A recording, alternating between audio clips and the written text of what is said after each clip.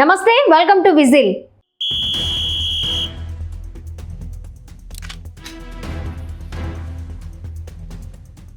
తెలంగాణ కాంగ్రెస్ పార్టీలో ఇప్పుడు వేరు కుంపట్లు పెరిగిపోతున్నాయి.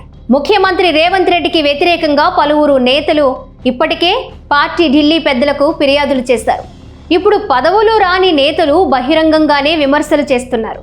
నిన్న మొన్నటి వరకు కాంగ్రెస్ సీనియర్ నేత జగ్గారెడ్డి, ఆ తరువాత వి హనుమంతరావు, మల్రెడ్డి రంగారెడ్డి, ఇప్పుడు మరో సీనియర్ కూడా వీరికి తోడయ్యారు.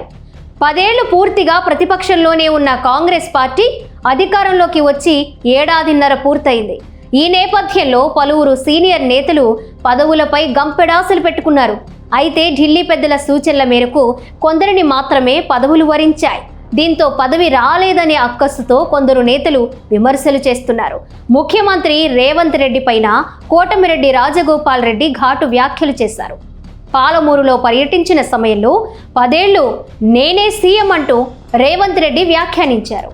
అలాగే ప్రతిపక్ష నేతగా కేసీఆర్ అసెంబ్లీకి రావాలి అని సవాల్ విసిరారు. ఈ వ్యాఖ్యలే ఇప్పుడు తెలంగాణ కాంగ్రెస్ పార్టీలో కొందరు నేతలకు మింగుడు పడడం లేదు. ఈ వ్యాఖ్యలను రాజగోపాల్ రెడ్డి తీవ్రంగా తప్పుబట్టారు. కాంగ్రెస్ అధినాయకత్వం నిర్ణయం మేరకే ముఖ్యమంత్రిగా ఎవరు ఉండాలన్నది నిర్ణయం జరుగుతోందని కోమటిరెడ్డి రాజగోపాల్ రెడ్డి అన్నారు. ఇటువంటి వ్యాఖ్యలను నికార్సైన కాంగ్రెస్ పార్టీ కార్యకర్తలు, నేతలు సహకరించరని కూడా కోమటిరెడ్డి రాజగోపాల్ రెడ్డి ఎక్స్లో పోస్ట్ చేశారు. ఇది కాంగ్రెస్ విధానాలకు వ్యతిరేకమని ఆయన అన్నారు. తెలంగాణ కాంగ్రెస్ను వ్యక్తిగత సామ్రాజ్యంగా మార్చుకునే ప్రయత్నాన్ని ఎవరూ సహించరని కూడా అన్నారు ఆయన. వాస్తవానికి కాంగ్రెస్ పార్టీ అధికారంలోకి వచ్చిన రోజు నుంచే మంత్రి పదవి పైన రాజగోపాల్ రెడ్డి గంపెడాసలు పెట్టుకున్నారు.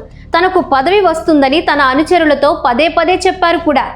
సీనియర్ కోటాలో ఇవ్వాల్సిందే అని పట్టుబట్టారు కూడా. అయితే కాంగ్రెస్ అధిష్టానం మాత్రం రాజగోపాల్ రెడ్డి సోదరుడు వెంకటరెడ్డికి మంత్రి పదవి ఇచ్చింది.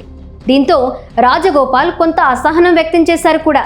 ఇక నెల రోజుల క్రితం జరిగిన మంత్రివర్గ మార్పులో కూడా తనకు పదవి వస్తుందని ఆశపడ్డారు ఆయన. కానీ ఆ ఛాన్సు రాలేదు. వాస్తవానికి రాజగోపాల్ రెడ్డికి నోటి దూల ఎక్కువనే మాట కాంగ్రెస్ పార్టీలో వినిపిస్తోంది.